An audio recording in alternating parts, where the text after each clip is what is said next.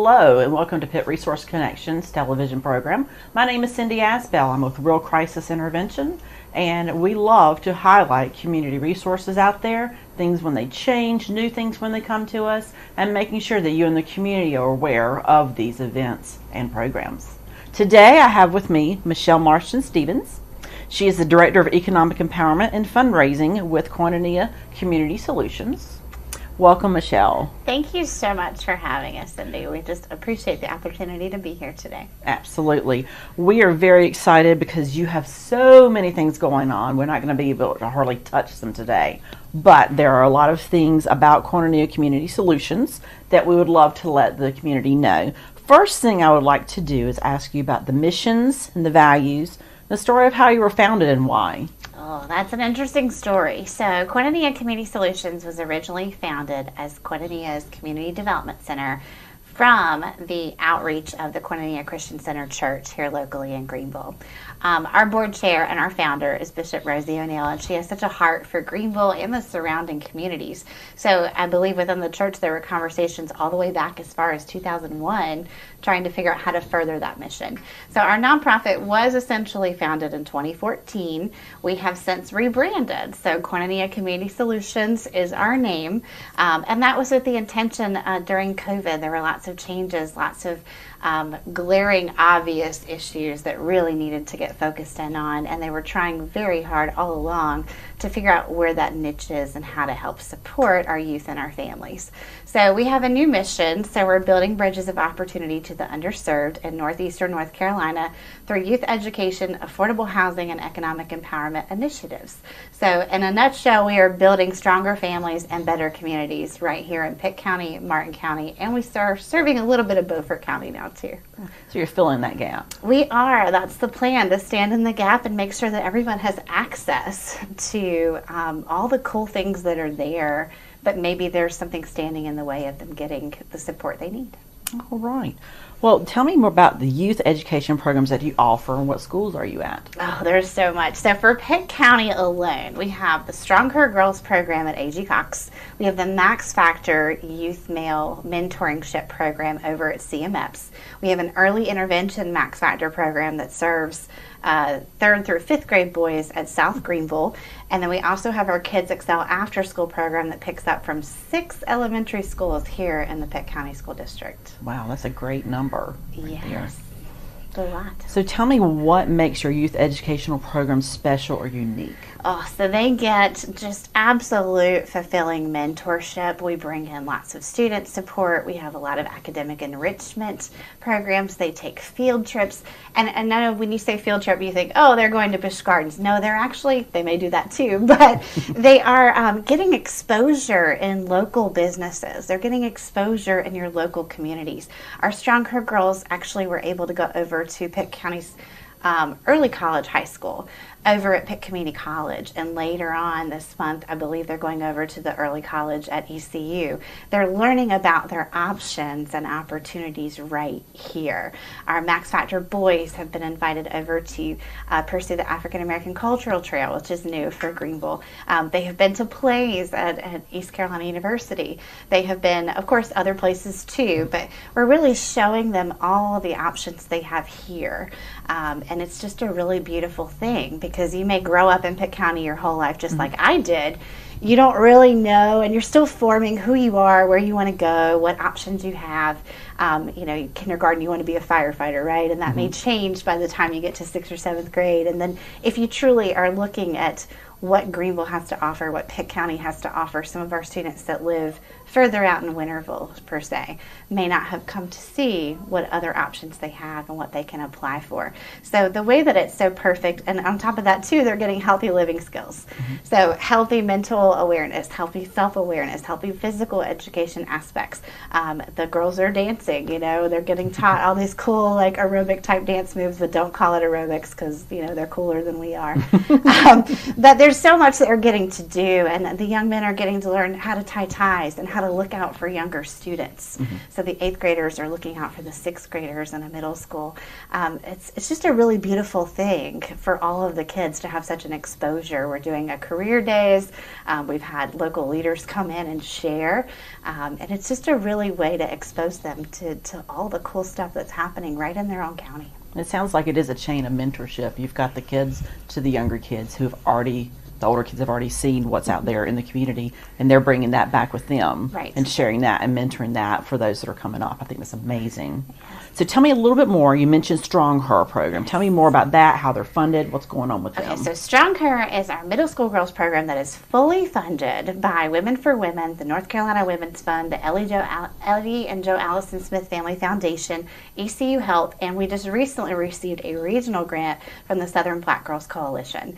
That program started as a Girls Who Code, and it is got one massive STEM component built in there. The girls are learning how to build tech programs. They're learning about technology, trying to levy up the workforce side later in a few years, because IT guys are IT guys, right? What if you have more IT girls? What if you have more minority girls in the field of technology? So that program is really special. It is fully funded and free to girls that attend A.G. Cox Middle School. So we have a lot of 6th and 7th graders in there right now. A lot of the 8th graders are already kind of in a routine, but of course we'd still take them. But it's a really beautiful thing because those girls are also increasing in the preventive factors that may take away from their education later. They're learning how to communicate with each other. They're learning conflict resolution skills.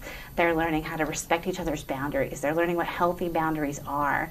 That's preventive as they're discussing factors that go into teen dating violence. And then they're getting exposure to all types of careers. And it's just a really beautiful thing to see if you invest in them at this age, how they continue to grow and blossom and stay on the right track moving forward.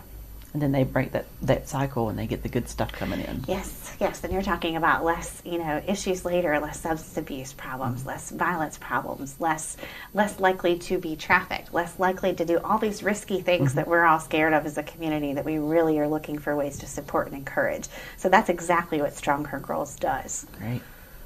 Okay, now you have also the Kids Excel After School. Tell me about that. So Kids Excel After School picks up from, I believe it's 6 elementary schools here. And if you ask me to go through the list, I'd prefer you go to the website and look. They're all listed beautifully. But we pick up children from their school site. We bring them over into our space where they are given a healthy snack. There have been lots of healthy, organized activities. This isn't a place that we just bring them in and let them run wild. They have time outside. They have homework help. They have some of our fraternities and sororities that actually have to complete some volunteer hours will come in and spend time with these kids too. And then they get Christmas parties and they get holiday things going on. They have put on a play before. They've done skits. They challenge each other. They have these giant Uno cards and they're challenging to see, and before you know it, you get the whole room of kids playing with giant Uno cards, and it's so cute. But they're doing really cool involved items and things after school because their mind, although they need a break from the school, they're picking up new healthy habits the whole day. They're like sponges. So and our staff is specifically trained in this age group, so K through 5th grade. Our van drivers are wonderful. They're all grandparents themselves. And so it's just been a very it's not fully funded, but it's been a very beautiful program to watch develop, and it's something that the church had a heart to do before, and they're excited to increase that capacity and serve these kids in a healthy, safe environment where they're continuing to learn so that parents can finish their workday. That's great. Now, let's talk a little bit more about the Max Factor program and the Max Factor Early Intervention program. So Max Factor is incredibly special. People don't know this, but Max Factor started under the Koinonia Church umbrella 10 years ago. They have 10 years of service. It started within the school day with just a few young males, and it has blossomed into serving 39 young males, 6th, 7th, and 8th grade boys at CMAPS for the last 10 years, and a full after school capacity Monday through Thursday. The early intervention was an extension of that program so that we could catch them even earlier. So our 3rd, 4th, and 5th grade boys that are getting referred through a school counselor are getting surrounded by 3 fully trained youth educators to spend a lot of time with them. The Max Factor Boys program for middle schools was been under Jermaine Johnson the entire time. His leadership has been wonderful, and we have a great team behind us in our office that helps support all the facets. 10 years, and they've had 1 youth out of 10 years that needed a little extra support to finish high school. Every single kid they've touched in that program has continued on, has received scholarships, has gone to college, and it's all kind of started with that seed of having a male mentor support system that reflects them, that looks like them, that understands Greenville, that grew up like them. And it makes all the difference of the trust and respect in that model for these boys. So they are treated to things that they've never gotten to experience. They get to dress up. They have etiquette dinners. It's really cool to see. They learn how to pull out their chairs and where to put their napkins, but they're also learning leadership qualities. I've been fortunate enough to work with Koinonia Community Solutions for 1.5 years now, and I get to bring in other male leaders in our community to share with them what they did, what they've seen, and invest in them as well. And they feel that. They are the most respectful, caring, polite young men I have ever been privileged to spend time with. They will hug your neck as you walk out the door. They're just beautiful kids, and so we get to support them and inspire them and love on them. And they are, the types that you want to see become President of the United States one day. Wow. Now, before I ask you about contact information, tell me a little bit more about the supports that you do have for the families. Right. So that's the other side of what I do. So that's my bread and butter. So we really started the economic empowerment piece coming from workforce development backgrounds that I have to not just support the kids in these beautiful spaces, but what if mom and dad are getting what they need to? And so we started with a series that I call Level Up, which is an event that we usually hold twice a year in Pitt County. We've been asked to serve it in other counties too. But we really wrap around and support the whole family with lovely partners like yourself and multiple local community connections. We work on job fairs and soft skills and connections to housing initiatives and pieces that we've got. We are able to work with reentry coaching. We've been able to get 212 people jobs just last year alone. Wow. By leveraging all the pieces, right? So, if you've got access to information on how to subsidized childcare, if you've got access to Pitt County Transit Authority coming to show you how to work the bus system, you are suddenly much more able to get to an appointment or get your child where it needs to be, or even just have the ability to go to work somewhere differently than maybe you thought you had before. We work with resumes, and we also do a big dream event. I'm excited to have that coming back post-COVID again. We used to do that once a year. I think that we're looking at doing it more, but we do a lot of connections to community involvement, connections to continuing education, connections to understanding the FAFSA, knowing what you have to do to fill out a college application. We've even had some volunteers that have helped people working on their digital skills. So a lot of the applications you put in these days are online, and how do you do that? If you don't have a smartphone, or maybe that's not the generation you were born in, or maybe it was just the access piece isn't there for you. You didn't know you could do that job. So we've been able to work really closely hand in hand with families, and you don't necessarily have to come from a child in our program to access the economic empowerment side. It's truly for everyone. But we really believe that if families have a safe place to stay, and your kids, taken care of while you're working, and you're increasing your availability to work, and you're increasing that momentum, then the whole family gets a wraparound support. We've been able to help people get free mental health assessments. We've been able to help people get interview clothing and shoes they needed, and job supplies, work boots, all those pieces by leveraging all of our amazing partners here, but just bringing it to them. We've provided transportation to job fairs. We've picked up from Joy Soup Kitchen before, and just really seeing the value in people in a space that's non-judgmental so that they can level themselves up and their entire family too. That definitely is the definition of empowerment. It's Yes. all of those things going on. That's amazing. And we are very fortunate to have you all in our community to be able to do that. Well, and we're blessed to do the work. We have a wonderful team. It's not just myself, and we do have a wonderful director, Watsi Sutton. We have wonderful education program directors, Tara Poe and Portia Willis, and we've got lots of part-time people. You may not even know that they're working for us after hours, but it's just a beautiful thing to watch a whole family get what they need. And I don't mean that we, just hand them all the things. But there's a lot of just having that information in front of you. Yes, a toolkit, absolutely. Having that information in front of you, having that chance to talk to somebody one-on-one. A lot of places will say, "Here's this number, call this number." When we get to bring everybody together, and it's all done by steps. Some people need a little bit more hand-holding, and that's okay in our office. I myself washed and dried my birth certificate at 17 years old, right? And I'm like, oh gosh, what do you do? Where do you get this? Is it like I never existed? And that can happen multiple places and spaces. So things like that, we really understand the barriers. We've had beautiful success stories. We've had a family of 4 that was sleeping in their car that we were able to coach up and get moving and get the kids where they needed to be, and now she's in her own apartment, right? We've had some harder cases. We've had people that were dealing with sobriety issues and trying to get custody of their children back, and trying to continue moving forward. And so that coaching piece, that real support piece, that laid off in between jobs, that homeless part, you got to start somewhere. So we really are grateful to be able to come alongside of families. It's truly a hand up in a beautiful way. Definitely. Well, I have the brochure right here with me, but I would like for you to tell them how they can reach you all, the website, the phone number, all that good stuff. Yes, so our home office is in Winterville, North Carolina. We are at 610 Suite B, Old Tar Village Road.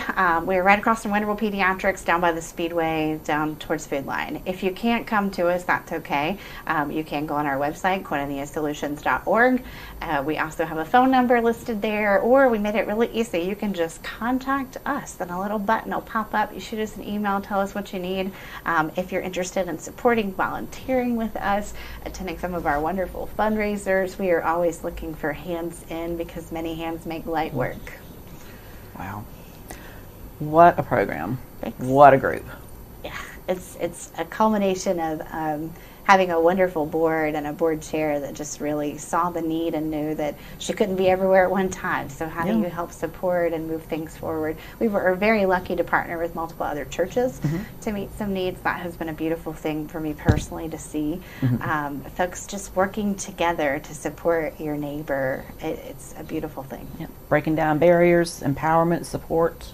Opportunities, education, all the good stuff, all rolled into your programs. So, wow. Thanks. I cannot say enough about how exciting it is to hear about all the new things and the things you've been continuing to do going on in our community. We're lucky to have this in Pitt County, and I know you mentioned other counties had expressed interest in you all as well, but They have. I selfishly want to keep you here. Yes. But that's okay. That's okay. Well, I was born here. I get it too. Yeah. And there's so much need. We can get one family kind of situated, and we've probably got 3 or 4 more. So the more volunteers, the more support, the more donations, of course. Not that we're here to talk about that, but if you're interested. And it's just been a beautiful way to build stronger families and better communities all around. So I'm just privileged to be a part of the work, and just so grateful to get to be the hands and feet sometimes. Yeah, absolutely. Well, thank you so much for coming in today. Hopefully in the future we can highlight some more of the programs through Koinonia Community Solutions. Yes, there's you a lot. or some of your coworkers. Yes, I'll send them all. Get Watsi in here, all the good people in here, and just more information. We never can have enough of it. Every time that you and I interact, I learn something new. And I wanted to make sure that people were aware of just so many different changes, and that's one reason why we sought you out to talk about your programs, is because of the impact it's making, the empowerment you're offering. There's more to come. There is a lot more affordable housing initiatives coming. I can't announce all that here today, but I'm sure when they come back, there'll be some beautiful things to share. Absolutely. So when we have more on that, we'll have you back, or one of your coworkers, and we will see how everything pans out with that. Okay. Thank you so much for having us today, Thanks Cindy. for And we're coming. so appreciative of the Pitt County Resource Connection. I have personally attended that meeting off and on for I guess maybe 10 years now, maybe Oh, wow. more. It's been that long? Okay. It's been that long for different various reasons or volunteer organizations, and we always make a new connection every time we're there, which is the point. There's always one more thing that somebody we know could use, or one more service that we know somebody else needs.